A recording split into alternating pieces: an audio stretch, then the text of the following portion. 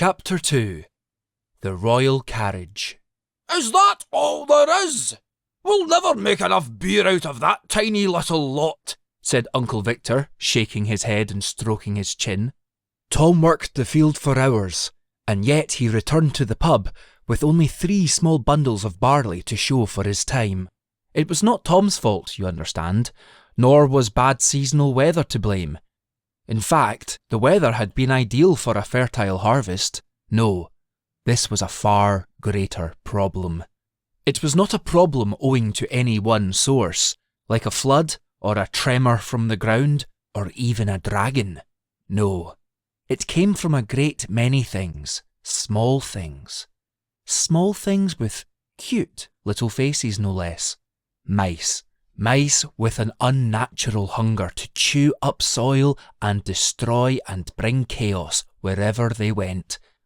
While times had been good, the people of the world had simply carried on going about their business, watching the movement of the suns and hoping that the alchemist would soon reappear and set the sun straight again. So busy were they looking up that they never stopped to look down at the growing problem happening at their feet.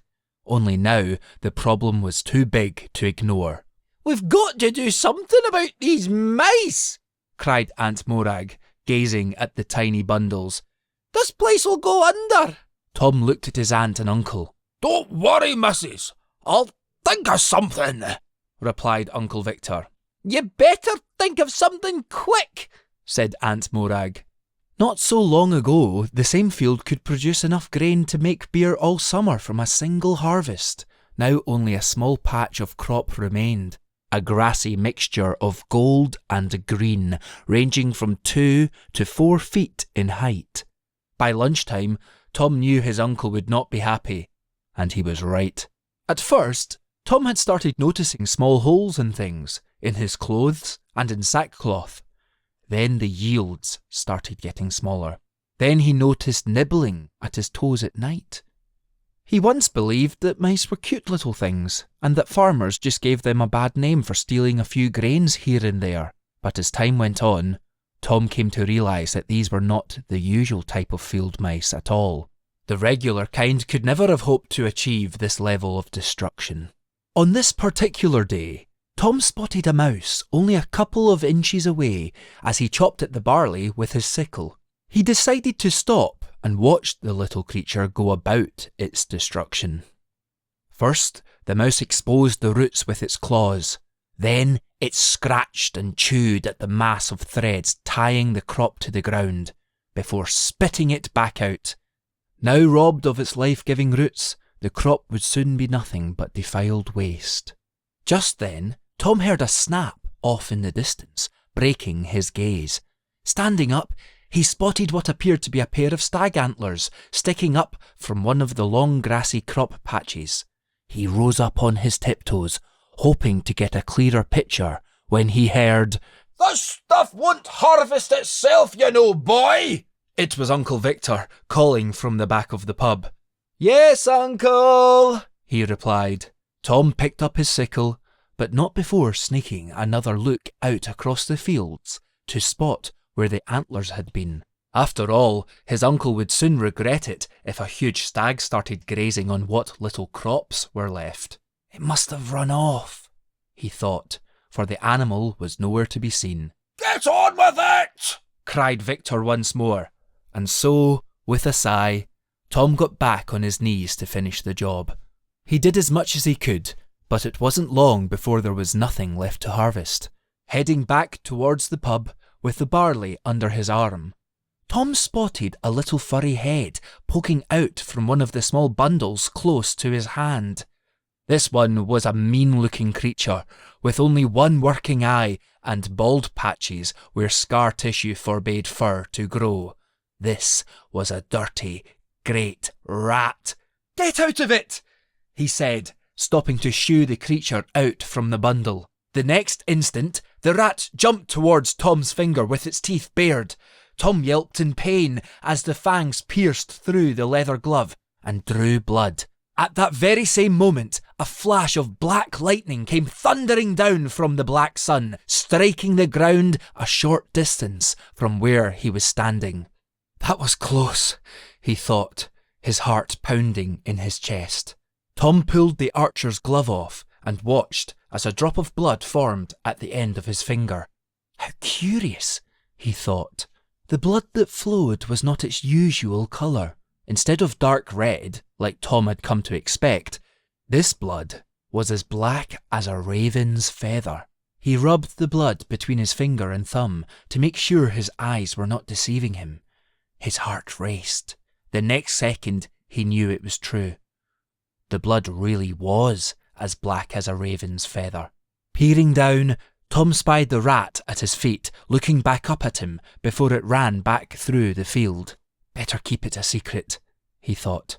Uncle Victor's in a bad enough mood as it is. He wiped the blood over the ground before taking the barley back to the pub. I've got it, said Uncle Victor later that afternoon. Right, Tom, lad. I think you deserve a bit of fun. Aren't you angry with me about the crops? Asked Tom in his surprise. Normally, I would be, but this plan's a good 'un, replied his uncle. It's going to be another job. It always was. Nip over to old Mr. Green's orchard and fill me up a sack of his apples. Behind Uncle Victor's fields, separated by a wicker fence that backed onto the town side of the dirt road, stood Mr. Green's apple orchard. I need to make some cider. He's got plenty of apples. I'm sure he won't miss a couple of 'em. Chance to practice that aim of yours, eh? As jobs go, that's not bad, he thought.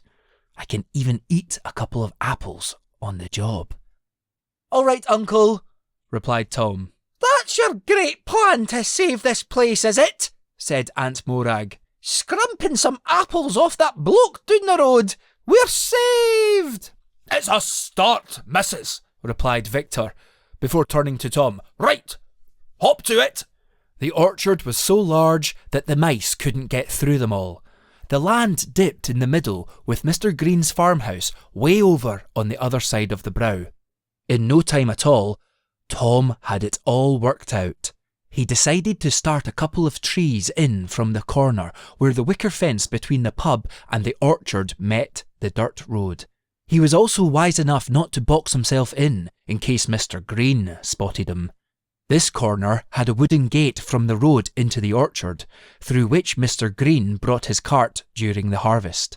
And while a passer-by could spot him more easily, this corner had two key advantages. One, it gave him a chance to see who was coming along the road. And two, it was another place to escape back to the pub easily. Tom leapt up the tree, leaving the sack wide open at the base. He knew he'd be fine as long as he stuck high in the branches amongst the leaves. From there, he could squeeze between the smallest of branches, finding the perfect spot to shoot the apples down by their stems. Taking aim on an unsuspecting apple, Tom pulled back the band of his slingshot, using his gloved hand, his scabby fingers stinging underneath. With a small stone as ammunition at the ready, he prepared to fire, and "Oh yees, oh yees, oh yees!" came a trumpet-toned crier on horseback from down the dirt road. "Make way for the Royal Highnesses, King Jared and Queen Zora!" It took Tom by such surprise that he lost his footing. The slingshot fumbled in his hands as he tried to right himself.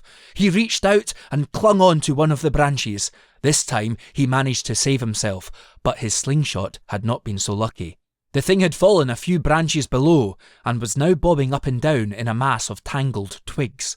More trumpets preceded the approach, and a second crier called out, "Their Royal Highnesses King Jared and Queen Zora request an audience with you, the people of Appletree, to discuss your concerns regarding the mice problem at Town Criers Square tomorrow when the cockerel squawks midday.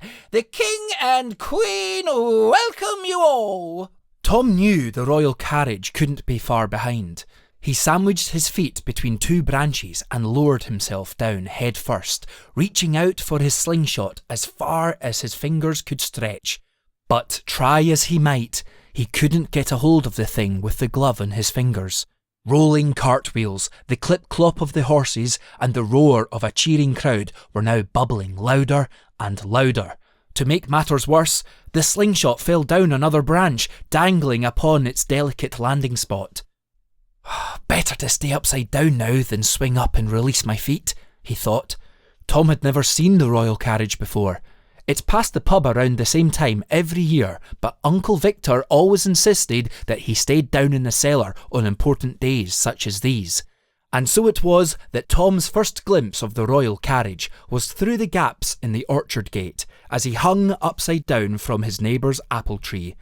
A funny sort of dizziness came over him, which he decided to put to the back of his mind for the moment.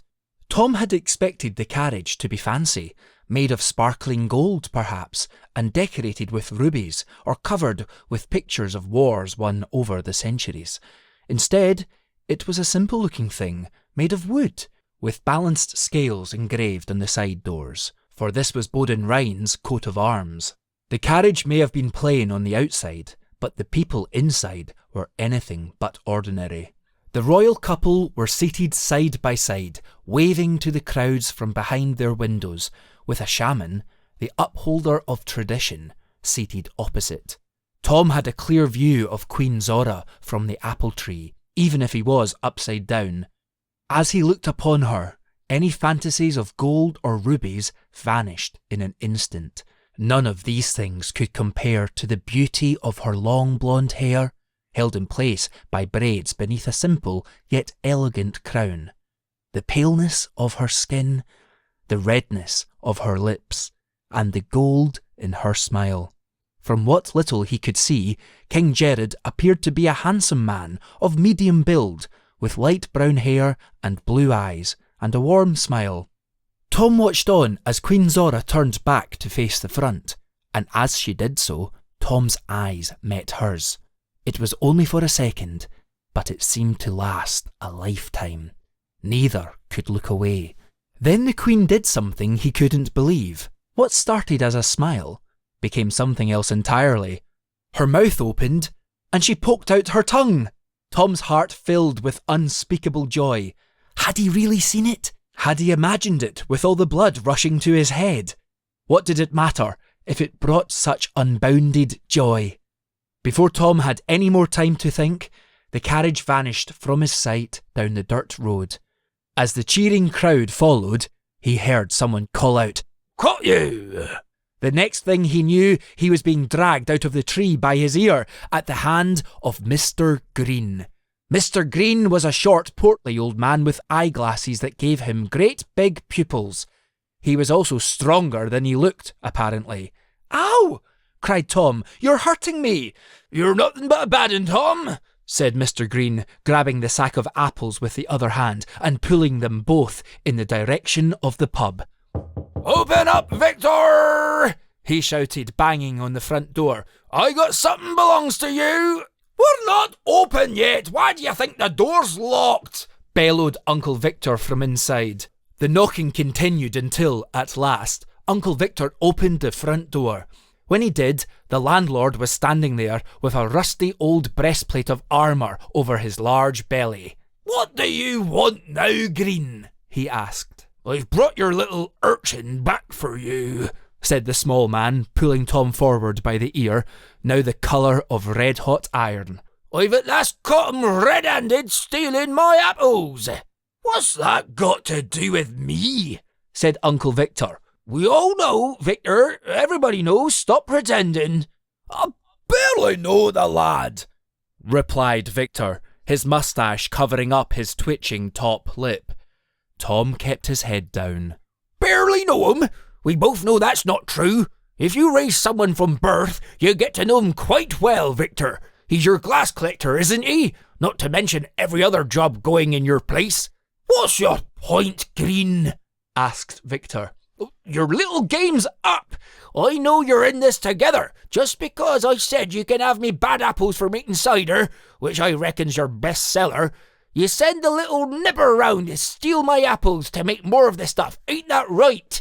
Victor had been rumbled. Mr. Green pulled the sack of apples forward. Look here now. The sack's even got the name of the pub written on it. I'll just correct you there, said Uncle Victor, letting out a cough at the same time.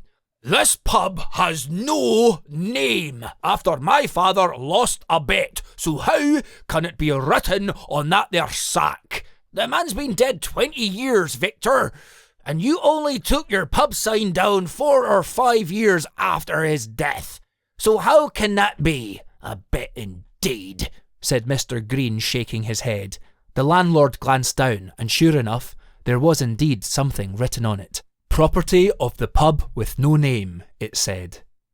Must have been my wife, said Uncle Victor. Oh, I think I've put my back out dragging the boy and those apples over here, so you can have that lot. But this is the last time. Stop stealing my apples, Victor. It's not my fault those mice are eating your crops.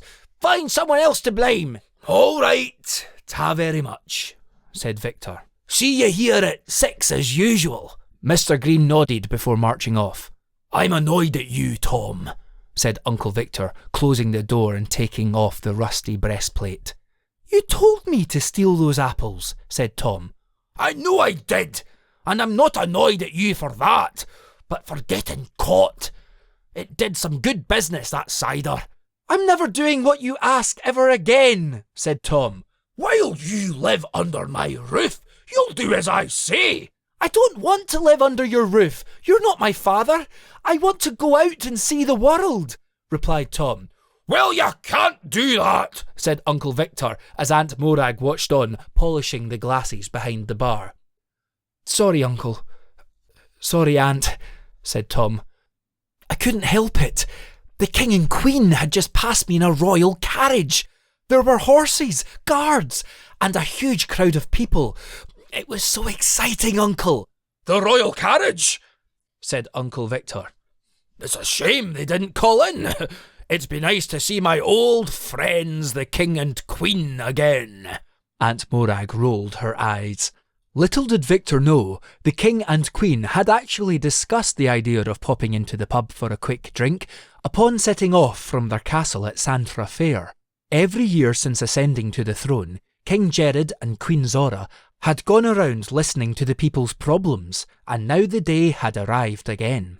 Seeing as we're headed to Apple Tree, I thought perhaps we might pop into that pub, the one on the corner with the nice landlord and his wife, and the sweetest cider, the something. I forget the name of it, said King Jared. That would be nice, replied Queen Zora. There's no pub sign, said King Jared, as they approached the corner of the dirt road. It must have closed for business. That's a pity, said the Queen. On they went down the dirt road, and on went Tom's telling off back at the pub. Look, I know you're sorry, lad, continued Uncle Victor, but you've got to be punished. Tomorrow you've got to clean that cellar from top to bottom, after you've cleaned out the cesspit, obviously. Uncle, the King and Queen are in our town, pleaded the boy. I don't care. If they can't be bothered to come and see me, I'm not going to see them. And you're not seeing them neither. It's the cellar for you. You're not getting any supper tonight, and under no circumstances are you to leave this pub. Tom's head hung heavy on his shoulders as he made his way across the pub towards the bar. Without warning, dizziness came over him, his vision doubled, and a cold sweat ran down the back of his neck. Are you all right, Tom, dear? You look pale, said Aunt Morag. Of course he is, said Uncle Victor. It's the shock of getting caught, that's all. I must have been hanging upside down for too long, he thought.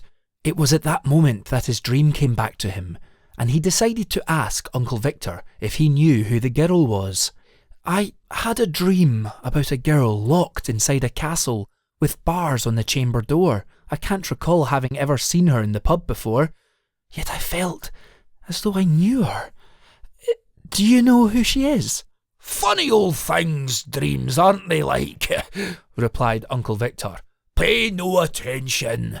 But why did she appear to me if I've never seen her before, Uncle? Uncle Victor turned and looked at Tom dead in the eye and said, Don't tell nobody what you saw. Stay out of it. You hear? There are things out to get you. Very real, very powerful things. I'm telling you this for your own good. Hearing this, Tom shuddered with fear. Get yourself in the barrel, that'll perk you up, and think about what you've done, said Aunt Morag, opening the hatch for him. Think about what I've done, said Tom under his breath, and what I'm going to do. That's right, boy. Get down there and stay down there, cried Uncle Victor.